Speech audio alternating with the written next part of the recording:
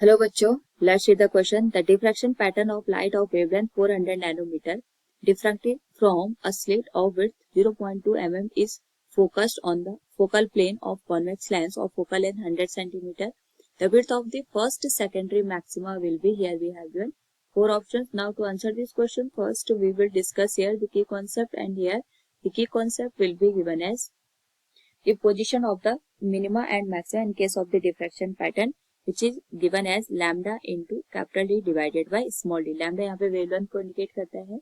D is the distance between source and the screen, and small d is the distance between the two sources, or we can say here the width of the source. तो यहाँ पे अगर हम इस source को assume करते हैं तो हमारे पास जो डिफ्रैक्शन पैटर्न होता है उसकी वजह से जो कॉर्नर्स होते हैं उन पे लाइट बेंड हो जाती है, और बेंड होने पे हमारे पास यहाँ पे मैक्सिमम मिनिमम का केस बनता है. तो यहाँ पे अगर हम क्वेश्चन के अकॉर्डिंग देखें, width of first secondary maxima की वैल्यू हमें ऑब्टेन करनी है. तो secondary maxima for this particular case will be given as lambda into d. Small d से हम यहाँ पे डिवाइड करेंगे, स्मॉल डी यहाँ पे विड्थ को इंडिकेट कर रहे हैं. तो हमारे पास जो विड्थ की वैल्यू आएगी that will be given as, wavelength हमारे पास 400 नैनोमीटर के बराबर दे रखी है.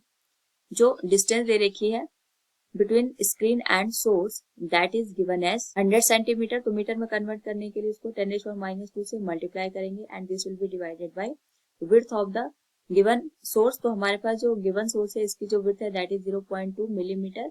तो इसको हम 10⁻³ से मल्टीप्लाई करेंगे, और यहाँ पे अगर हम इस होल वैल्यू को सॉल्व करें तो this will be given as 4 into 10⁻⁴ into 10⁻⁻11, and this will be given as 2 into 10⁻⁻4.